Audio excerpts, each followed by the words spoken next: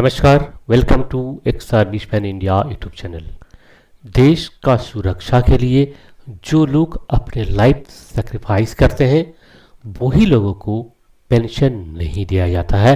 एक बहुत बड़ा ग्रीवेंस है जो कि बहुत रिटायर्ड जवान, जेसीओज, ऑफिसर्स, पैरामिलिट्री फोर्सेस का जवान सभी लोगों ने आवाज उठाया है।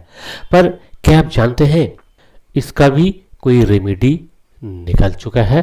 और अगर आप भी ऐसे सफ़र कर रहे हैं, यानी कि आप सर्विस का दौरान आपका लो मेडिकल कैटेगरी हो गया, आप एलएमसी होने पर आपको सर्विस से आउट किया गया, यानी कि आपको मेडिकल इनवैलिड बोर्ड आउट किया गया, या फिर आप अपने सर्विस टेन्योर पूरा करके एलएमसी में ही आप लो मेडिकल कैटेगरी का साथ आप रिटायर्ड हुए हैं, पर आपको मेडिकल पेंशन नहीं मिल रहा है, यानी कि आपको डिसेबिलिटी पेंशन नहीं मिल रहा है।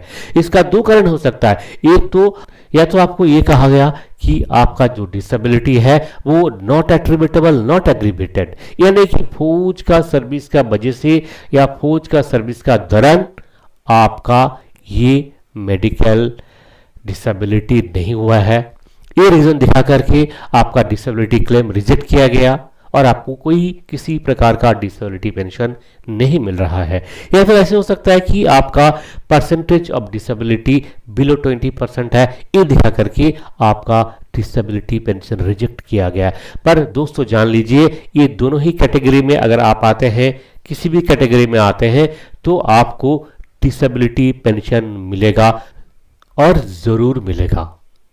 अब इस वीडियो में देखेंगे कि क्या रूल प्रोविजन है, सुप्रीम कोर्ट का जो लेटेस्ट ऑर्डर है उसमें क्या जजमेंट आया हुआ है। दोस्तों आप स्क्रीन पे देख सकते हैं 2013 का ये सुप्रीम कोर्ट का जजमेंट है जो कि डिसेबिलिटी पेंशन को लेकर।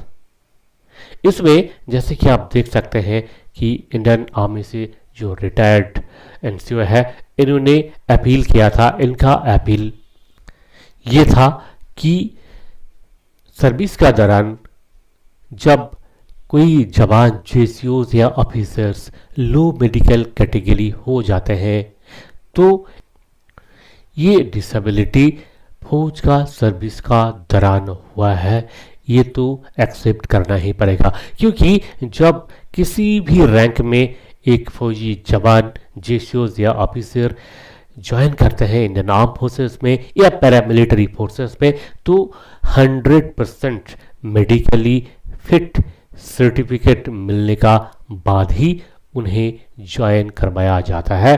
और वो मेडिकल कंडक्ट करते हैं खुद रिक्रूटिंग ऑर्गेनाइजेशन, यानी कि अगर एयरफोर्स है तो एयरफोर्स खुद ही वो मेडिकल कंडक्ट करते हैं, नेवी है तो नेवल का ही डॉक्टर कंडक्ट करते हैं, और आर्मी है तो आर्मी का, या फिर पैरामिलिट्री फोर्सेस है तो उनका खुद का जो मेडिकल अथॉरिटीज़ है वही सर्टिफाई करते हैं कि ये candidate fit for joining service, fit for military या पैरामिलिट्री सर्विस। उसके बाद अगर आपका मेडिकल कैटेगरी डाउन किया जाता है, यानी कि आप किसी बीमारी से सफ़र कर रहे हैं, तो इसका कारण केवल और केवल मात्र मिलिट्री सर्विस ही होना चाहिए। आप चाहे किसी भी रैंक से रिटायर हुए हैं और एलएमसी में रिटायर हुए हैं तो आपका ज़रूर रिलीज मेडिकल बोर्ड यानी कि आरएमबी हुआ होगा। और आरएमबी में क्या होता है, रिलीज मेडिकल बोर्ड का जो एक्सपर्ट डॉक्टर्स है उनका ओपिनियन एक बहुत बड़ा फैक्टर होता है डिसेबिलिटी पेंशन अवार्ड के लिए। यानी कि उनको अगर लगता है कि आपका जो लो मेडिकल कैटेगरी है ये नॉट एट्रीब्यूटेबल, नॉट एग्रीवेटेड है, तो वो ऐसे ही सर्टिफाई करते हैं, क्योंकि उन्हें ऐसे ही इंस्ट्रक्शन दिया गया। पर अब सुप्रीम कोर्ट ने, जैसे कि आप देख सकते हैं स्क्रीन पे, ये जो रूल प्रोविज़न है इस प्रोविज़न को दिखाते हुए उन्होंने एक्सेप्ट किया कि कोई भी मेडिकल डिसेबिलिटी ड्यूरिंग सर्विस वो या तो एग्रीवेटेड होगा या फिर एट्रीब्यूटेबल होगा या फिर दोनों ही हो सकता है। नॉट एग्रीवेटेड नॉट एट्रीब्यूटेबल तो हो ही नहीं सकता है, क्योंकि एक मेडिकल एक्सपर्ट बोर्ड ने सर्टिफाई किया, इसलिए पीसीडीए उसको चैलेंज भी नहीं कर सकता है। पर अब ये तो मानना ही पड़ेगा, क्योंकि भारत का जो सर्वोच्च न्यायालय है, सुप्रीम कोर्ट ऑफ इंडिया ने ऑर्डर दे दिया है कि इस तरह का जो केस है, ये case attributable to military service या aggravated by military service count करना है, क्योंकि ये after joining the service low medical category में प्लेस हुए हैं, तो इनका मेडिकल डिसेबिलिटी को एने नहीं बोल सकते हैं। नंबर 1। सेकेंड थिंग ये है, देखिए इसमें एक और अपील था जो कि ब्रॉडबैंडिंग ऑफ डिसेबिलिटी को लेकर।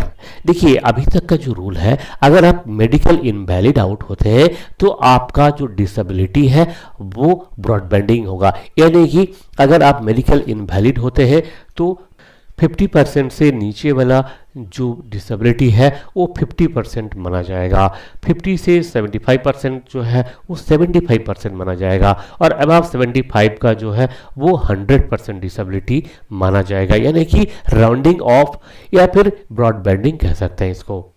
तो ये सुविधा केवल मात्र इनवैलिड केस में ही एप्लीकेबल है। पर सुप्रीम कोर्ट में अपील करने के बाद इन सज्जन को, ये जो रिटायर्ड जवान है, इनको सुप्रीम कोर्ट ने ये बेनिफिट दे दिया है कि आप अपना टर्म्स ऑफ एंगेजमेंट पूरा करके भी रिटायर कर रहे हैं लो मेडिकल कैटेगरी में, तो भी आपका जो डिसेबिलिटी है वो ब्रॉडबैंडिंग होगा, यानी कि राउंडिंग ऑफ होगा। सो दोस्तों, अब राउंडिंग ऑफ का भी जो प्रॉब्लम था, जो डाउट था, वो क्लियर हो गया। चाहे आपका reason of discharge, reason of living service कुछ भी हो, आपका ब्रॉडबैंडिंग होगा। दूसरा, आपका डिसेबिलिटी किसी भी हाल में नॉट एट्रीब्यूटेबल नॉट एग्रीवेटेड नहीं हो सकता है। और केवल यही नहीं है, इनके बाद जो भी एएफटी को अप्रोच किया, जिनका सिमिलर केस था, यानी कि डिसेबिलिटी ड्यू टू एनए, जिनको मेडिकल डिसेबिलिटी पेंशन नहीं मिल रहा था, उन सभी को एएफटी से बेनिफिट दिया गया और उन सबको डिसेबिलिटी पेंशन मिल भी रहा है। ये सारे डिटेल्स आप पढ़ सकते हैं। एक सर्विस मैन के लिए बहुत ही इंफॉर्मेटिव एक वेबसाइट है, जिसका वेब एड्रेस आप स्क्रीन पे देख सकते हैं, www.esminfoclub.com।